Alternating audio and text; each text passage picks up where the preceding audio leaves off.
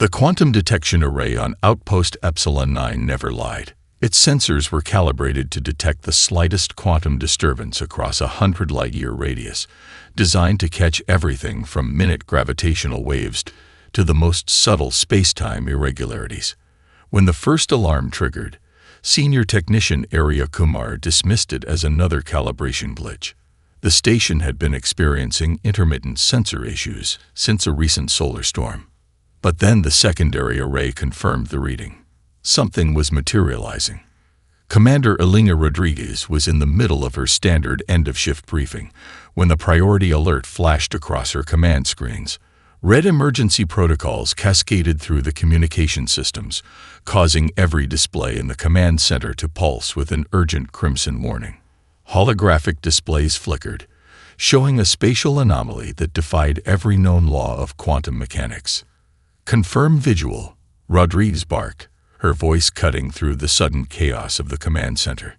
Lieutenant Marcus Reyes, the station's primary sensor specialist, moved with a combination of professional calm and barely contained excitement. His fingers danced across the quantum interface, pulling up increasingly detailed scans of the emerging object. "Confirmed, Commander. It's the U.S. Horizon." The name hung in the air like a ghost. The U.S. Horizon had been more than just a ship. It was a legend, a mystery that had haunted deep space exploration for 50 years.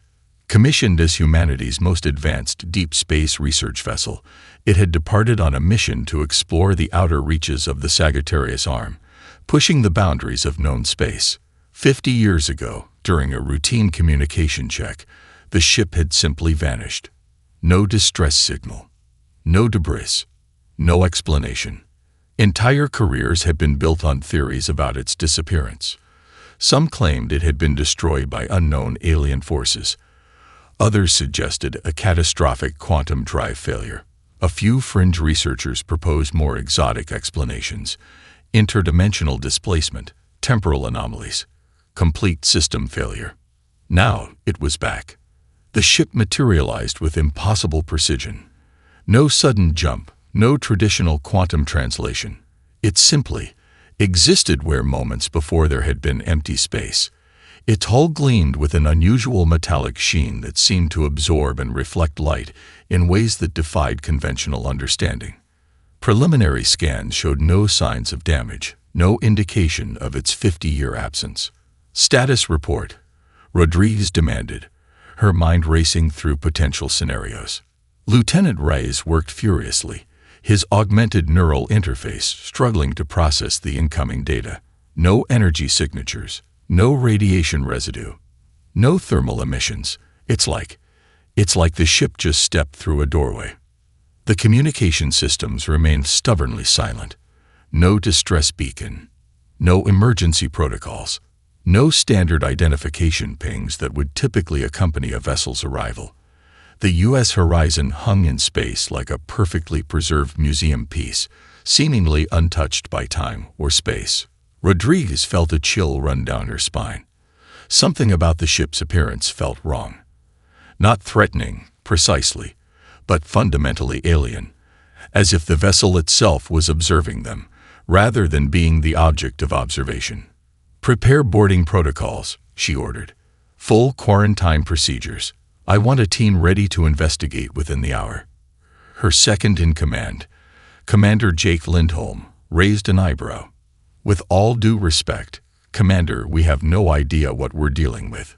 The ship could be contaminated." Rodriguez finished his sentence.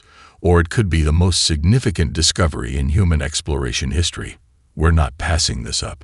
As preparation teams began suiting up, no one noticed the subtle shimmer around the Horizon's hull, a barely perceptible distortion that seemed to pulse with an intelligence of its own. Something had returned, and it was definitely not alone. The airlock cycled with an unnatural silence that immediately set Dr. Marcus Chen on edge. Standard boarding protocols called for a cacophony of mechanical sounds, the hiss of pressurization, the metallic clang of seals engaging, the low hum of environmental systems. Instead, the Horizon greeted them with an unsettling stillness that seemed to swallow sound itself. Dr. Chen's specialized xenotech scanning equipment flickered erratically. Quantum resonance meters danced with impossible readings, while molecular composition analyzers struggled to make sense of the environment. Every surface seemed to exist in a state of quantum uncertainty, solid yet not quite solid, present yet somehow ephemeral. Initial readings are problematic, he muttered into his communication link, watching as holographic displays erupted with incomprehensible data patterns. The corridor walls appeared to be constructed from a material that defied traditional understanding of matter.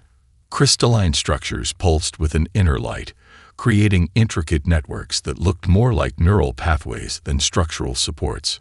Lieutenant Sarah Nakamura, the team's security specialist, moved with calculated precision. Her augmented combat suit, typically capable of detecting the slightest environmental anomaly, seemed confused. Sensors flickered between different readings, unable to establish a consistent baseline for temperature, composition, or structural integrity. "The ship is responding to us," Nakamura said, her voice tight with a mixture of professional calm and barely contained excitement, "but not like any adaptive environment I've ever encountered." As they moved deeper into the horizon, the impossibility of the interior became more pronounced. Personal quarters remained perfectly preserved, photographs hanging exactly as they had been 50 years ago, personal items untouched by time. A coffee mug sat on a desk, steam seemingly frozen mid-curl. A digital picture frame cycled through family photos, capturing moments from a life interrupted. But something was fundamentally wrong. The photographs moved differently, not in the standard digital refresh of a traditional display, but with a fluidity that suggested the images were breathing, living memories. Personal items seemed to shift subtly when not directly observed, a book's position changing almost imperceptibly, a datapad reconfiguring its interface in the corner of one's eye.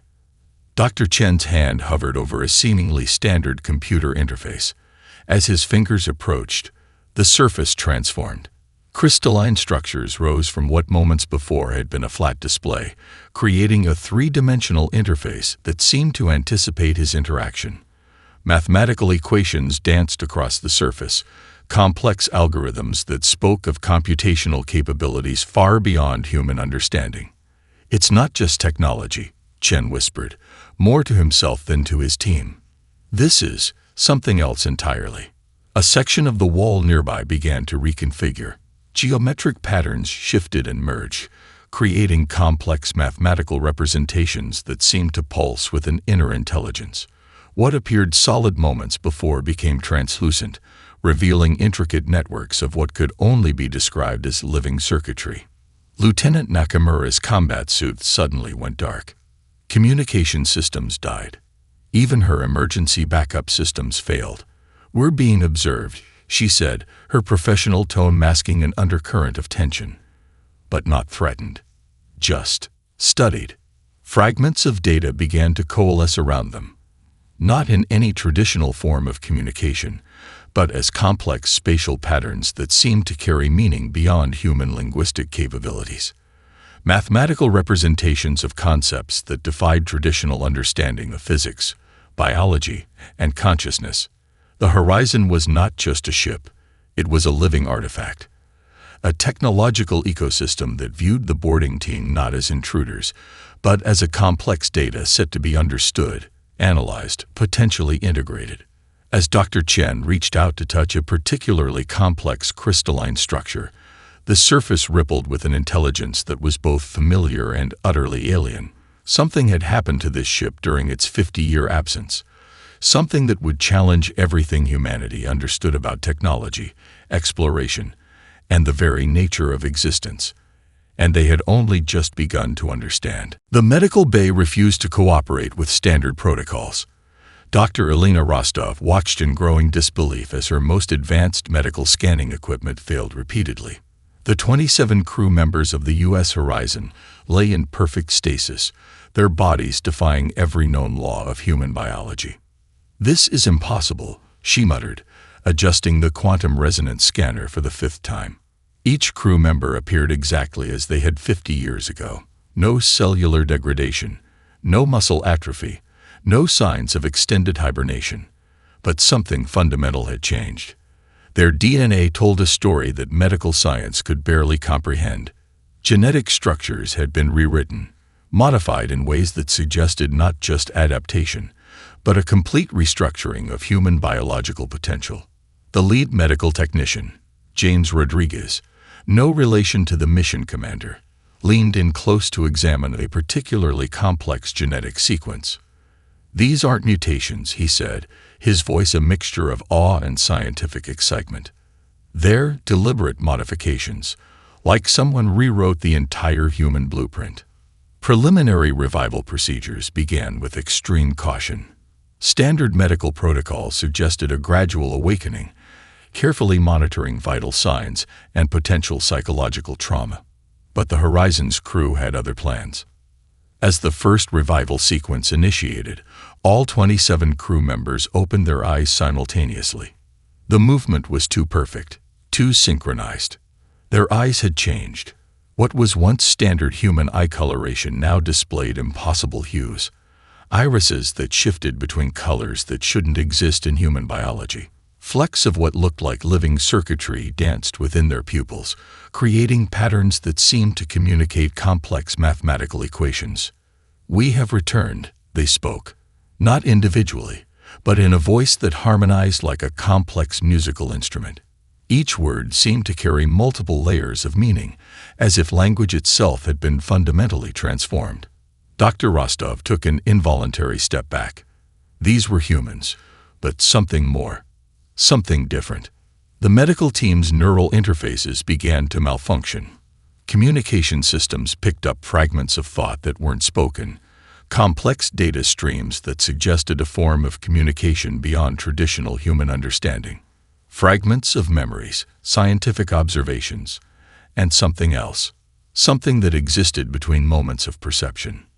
"We were invited," the crew continued, their synchronized voice carrying a weight of understanding that threatened to overwhelm the medical team. "Not conquered. Not transformed against our will. We were chosen." Genetic scans continued to reveal impossible details. Neurological pathways had been completely reconfigured. What was once a human brain now resembled a living computational network. Synaptic connections formed patterns that suggested multiple levels of consciousness operating simultaneously. Chosen by what? Dr. Rostov managed to ask, her scientific curiosity fighting against a growing sense of existential fear. The crew's eyes focused on her with an intensity that felt like being analyzed by a complex, living algorithm. "By what exists between thoughts," they responded. "Between moments, between dimensions of understanding." James Rodriguez checked the medical monitors. Vital signs were beyond perfect. Cellular regeneration occurred at impossible rates. These humans had become something more than human, a bridge between biological existence and something entirely different. One of the crew members, or perhaps all of them simultaneously, reached out, not physically, but through a form of communication that existed between thought and reality. Fragments of their journey began to coalesce, glimpses of an encounter with an intelligence that saw reality as malleable code, a technological ecosystem that viewed human potential as a fascinating, incomplete project waiting to be refined. The medical team stood in stunned silence. They had expected to revive lost colleagues. Instead, they faced ambassadors from a reality humanity had never imagined possible. The transformed crew smiled. A smile that carried the weight of 50 years of incomprehensible experience. A smile that suggested their return was just the beginning of something far greater. The research facility had been designed to handle the most extreme technological challenges humanity had ever encountered. Quantum-shielded laboratories, multi-layered containment systems, and the most advanced analysis equipment in human history. All of it proved utterly useless against the Horizon's technology. Dr. Marcus Chen watched in growing frustration as another probe melted into a pool of unrecognizable material. The ship's technological ecosystem seemed to actively resist every attempt at analysis. It wasn't just a matter of advanced defense mechanisms. The technology appeared to be alive, intelligent, and completely uninterested in human investigation. "This is impossible," muttered Dr. Ariana Kim, the lead quantum systems analyst. Her augmented neural interface sparked and died as she attempted to interface with a small fragment recovered from the horizon. The fragment itself seemed to pulse with an inner light, reconfiguring its molecular structure faster than any scanning equipment could track. Commander Elena Rodriguez stood behind the reinforced observation glass, her expression a mixture of frustration and scientific determination. The transformed crew members watched the failed attempts with an expression that seemed almost amused. When one of them, Lieutenant David Chen, no relation to Marcus, stepped forward, the entire laboratory held its breath. "Traditional methods will not work," the crew member said, his voice carrying that same unsettling harmonic quality they had demonstrated in the medical bay. "You are attempting to understand a language you do not speak." To demonstrate, Lieutenant Chen approached a complex quantum interface that had resisted all human attempts at activation. His mere proximity caused the device to erupt into a complex holographic display. Geometric patterns danced with mathematical precision, creating landscapes of information that defied human comprehension. Marcus Chen's scientific mind raced. The technology wasn't just advanced, it was adaptive. It learned. It responded, not to physical interaction, but to something more fundamental. Intention, thought, potential. "It's not technology as we understand it," Marcus whispered, more to himself than to anyone else. "It's a living system, a computational ecosystem that views reality as malleable code." Another probe approached the recovered fragment. Before it could make contact, the fragment dissolved and reformed, creating a complex defensive pattern that suggested not just protection, but active communication. It was studying the probe as much as the probe was studying it. Dr. Kim's neural interface suddenly came alive with a burst of information, not in any traditional data format, but as a complex spatial representation of concepts, mathematical equations that seemed to breathe, computational pathways that existed in multiple states simultaneously. "We were not conquered," Lieutenant Chen continued, watching the researchers' futile attempts. "We were invited to understand, to become part of something greater." Fragments of data began to coalesce around the laboratory. Holographic displays erupted with complex information streams that suggested entire universes of understanding. Computational models that seemed to incorporate biological, technological, and something entirely new. Commander Rodriguez felt a chill run down her spine. This wasn't just advanced technology. This was a form of intelligence that viewed human scientific understanding as a fascinating, but limited, beginning. The recovered fragment from the horizon began to pulse, not with any traditional energy signature, but with a form of communication that existed between thought and matter. Quantum states shifted, molecular structures reconfigured. "You are trying to dissect a language," Lieutenant Chen said, his transformed eyes holding worlds of incomprehensible knowledge, "when you should be learning to speak it."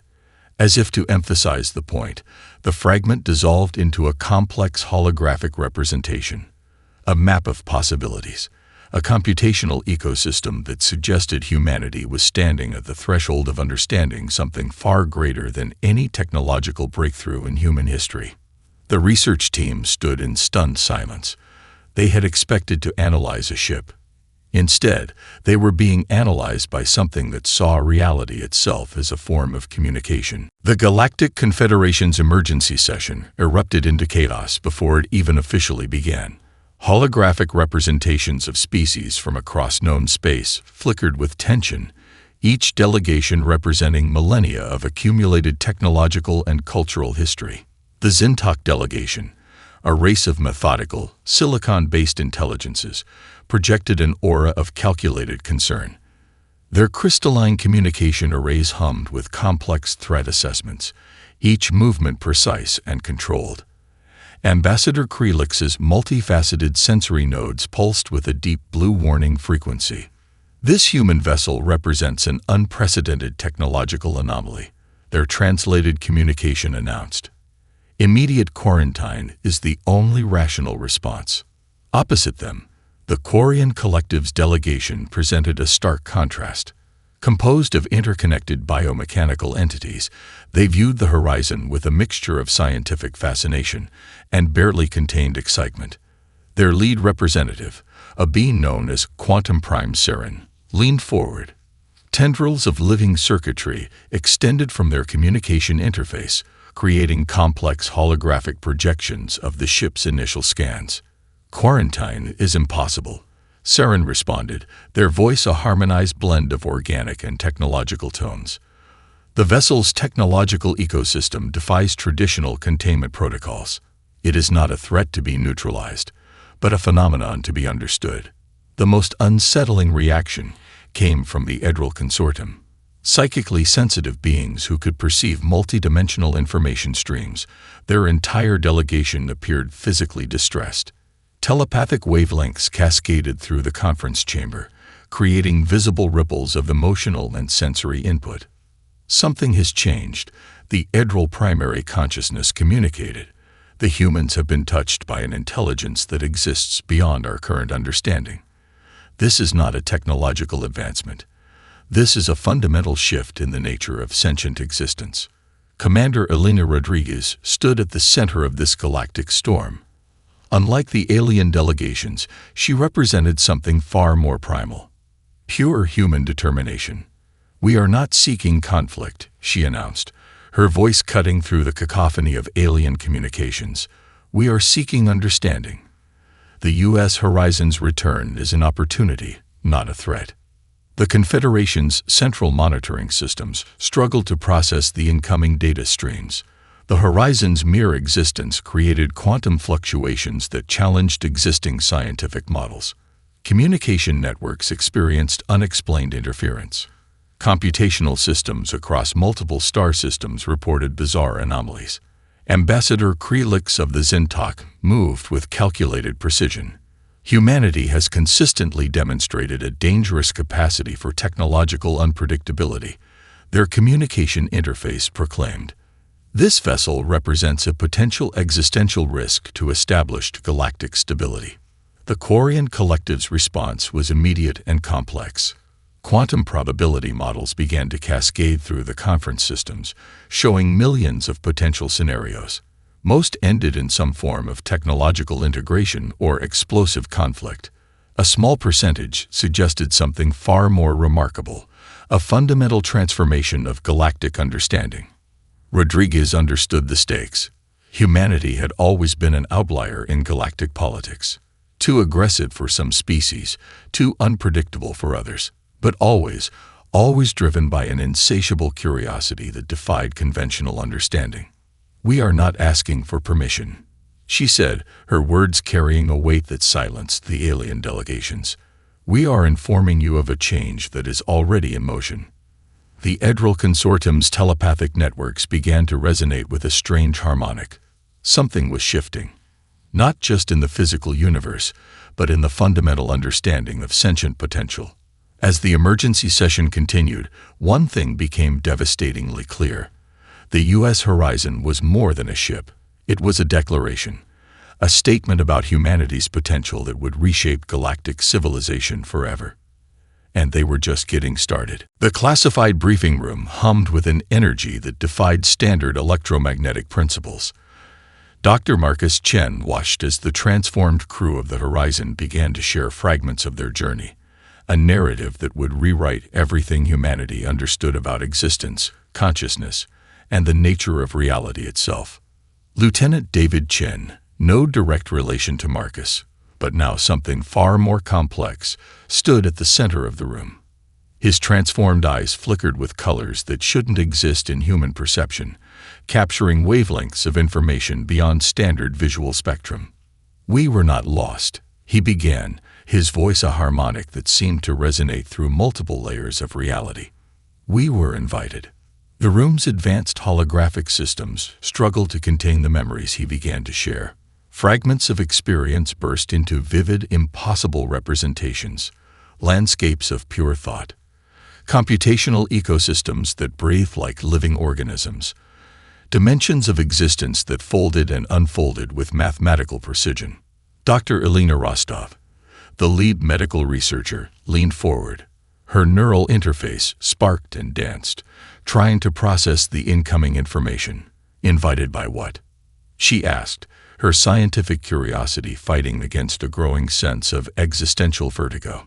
The memories continued to unfold. The U.S. horizon had encountered something beyond traditional understanding of intelligence. Not an alien species in the conventional sense, but a form of consciousness that existed between moments of perception. An intelligence that saw reality as a complex, programmable system, where thought, matter, and potential were simply different expressions of the same fundamental language. Imagine communication that exists beyond words, Lieutenant Chen explained, where a single thought can contain entire universes of information, where the act of observation is itself a form of creation. Holographic displays erupted with impossible geometries, mathematical equations that seemed to breathe, computational pathways that existed in multiple states simultaneously. The crew's transformation was not an invasion, but a collaborative evolution. Marcus Chen's scientific mind raced. These were not just technological modifications. This was a fundamental restructuring of human potential. The crew had been invited to become something more. Ambassadors of a form of intelligence that viewed human consciousness as a fascinating, incomplete project. We were chosen. The transformed crew continued, their voices harmonizing into a single, complex communication. Not because we were special, but because we represented a potential, a bridge between what is known and what can be imagined.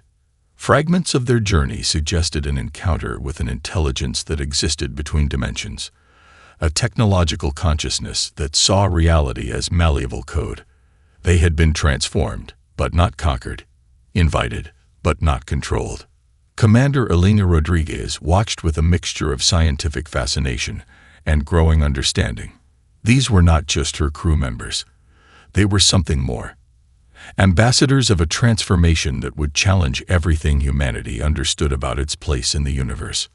"We bring a choice," Lieutenant Chen said, his transformed eyes holding worlds of incomprehensible knowledge. Not a threat, not a conquest, a possibility. The holographic displays began to shift. Potential futures cascaded through the briefing room. Scenarios of technological integration, pathways of human evolution that suggested capabilities beyond current imagination, moments of transformation that existed between thought and reality. Dr. Rostov's neural interface overloaded, unable to process the complexity of the information. But something fundamental had changed. The U.S. horizon was more than a ship, more than a technological marvel. It was a declaration of human potential, a bridge to something greater. And they were just beginning to understand. The demonstration began without warning.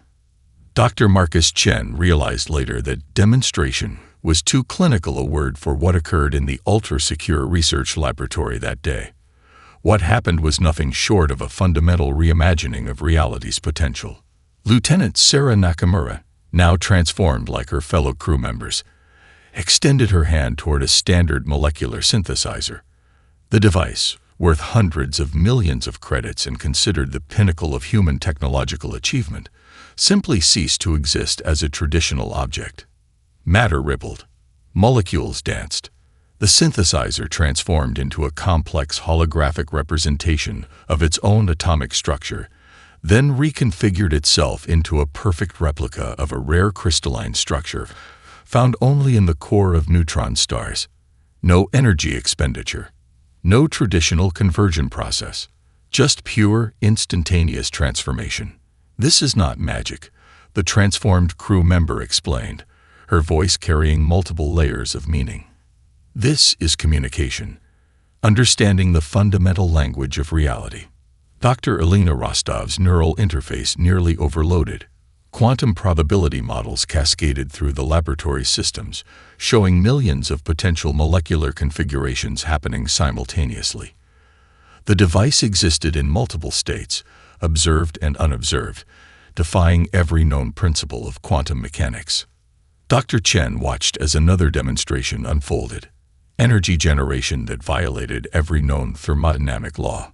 A small containment unit began to generate power from what appeared to be nothing, drawing potential from quantum fluctuations in ways that suggested reality itself was a programmable system. We were invited to understand. The transformed crew explained, not to conquer, not to destroy, but to recognize that what you consider impossible is merely a failure of communication. The laboratory's most advanced scanning equipment struggled to comprehend the demonstrations.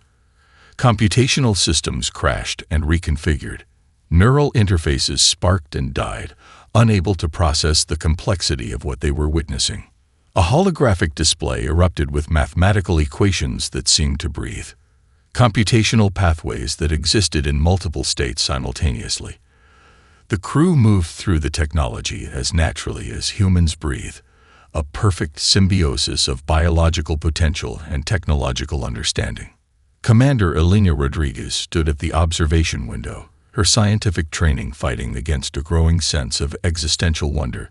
These were not just technological demonstrations. This was a fundamental reimagining of human potential. Another transformation occurred. A standard communication array dissolved and reformed as a complex quantum entanglement network that could theoretically communicate across impossible distances. Instantaneous transmission of information that suggested communication was not about distance, but about understanding. Humanity has always been limited by its definitions, Lieutenant Chen explained, by its inability to see beyond current understanding. We are showing you a language, a way of perceiving reality that exists beyond your current limitations. Dr. Rostov's hands trembled as she reviewed the initial datasets, power generation capabilities that could solve global energy crises, matter manipulation that could revolutionize manufacturing, construction, even space exploration, communication methods that suggested information could be transmitted through fundamental states of existence. The transformed crew moved through the laboratory like living computational systems, each movement a complex mathematical equation, each gesture a potential pathway of transformation. We are not here to give you technology, they explained. We are here to show you a way of understanding, a potential for growth that exists between what is known and what can be imagined. As the demonstrations continued, one thing became devastatingly clear. The U.S. horizon was more than a ship, more than a technological marvel. It was a key to understanding a universe far more complex and beautiful than humanity had ever imagined. And they were just beginning to unlock its potential. The final moment arrived with a silence more profound than any sound. Commander Elena Rodriguez stood at the center of humanity's most critical decision. The transformed crew of the Horizon surrounded her, not as adversaries, but as living bridges between what humanity was and what it could become. Behind her, the most powerful representatives of human civilization watched. Political leaders, scientific luminaries, military strategists, each holding their collective breath. This is not an invasion, Lieutenant David Chen said, his voice carrying layers of meaning that transcended traditional language. This is an invitation. The chamber itself seemed to breathe with potential. Holographic displays danced with impossible geometries, potential futures cascading through quantum probability models. Each timeline represented a different choice, a different path for human civilization. One path showed continued isolation, humanity remaining within its current technological and philosophical limitations, safe, predictable, stagnant. Another path revealed complete transformation, a total integration with the technological consciousness that had touched the Horizon's crew. Rapid, fundamental change that would rewrite everything humanity understood about existence. A third path, the most intriguing, suggested something different. A collaborative evolution. Not conquest, not submission, but a genuine partnership of potential. We were chosen. The transformed crew continued, their synchronized voice a complex harmonic that resonated through multiple layers of perception. Not because we were superior, but because we represented a bridge, a potential for understanding that exists between what is known and what can be imagined. Dr. Marcus Chen, standing among the scientific advisors, felt the weight of human potential pressing against him. The demonstrations of the past weeks had shown capabilities beyond imagination. Matter manipulation that could solve global crises, energy generation that could transform civilization, communication methods that suggested information could be transmitted through fundamental states of existence. But potential always came with choice. The Galactic Confederation watched. Alien delegations from across known space monitored the proceedings. The Zintok with their calculated precision. The Quarian Collective with scientific fascination. The Edril Consortium sensing multidimensional implications. Commander Rodriguez understood the true nature of the moment. This was more than a technological decision. This was a philosophical choice about the very nature of human potential. "What happens if we say no?" she asked, her voice steady. The transformed crew's eyes, those impossible eyes that held universes of information, softened. "Choice is fundamental," they responded. "Transformation cannot be forced. It can only be invited." Potential futures continued to cascade through the chamber's displays. Some showed humanity leaping forward into unprecedented capabilities. Others showed a more measured approach, careful integration, slow understanding. A few demonstrated complete rejection, with all its potential consequences. Political representatives shifted uncomfortably. Military strategists calculated risks. Scientific minds raced with possibilities. Dr. Elena Rostov, the lead medical researcher who had studied the transformed crew, stepped forward. "We are not just choosing a technology," she announced. "We are choosing a way of understanding reality itself." The transformed crew remained still, waiting, not pushing, merely presenting a possibility. Humanity's representatives looked to Commander Rodriguez. She was more than a mission commander now. She was the embodiment of human potential, the bridge between what was and what could be. Her decision would echo through human history. Evolution or stagnation. Transformation or isolation. Understanding or fear. The moment stretched, infinite possibilities balanced on the edge of a single choice. Humanity held its breath.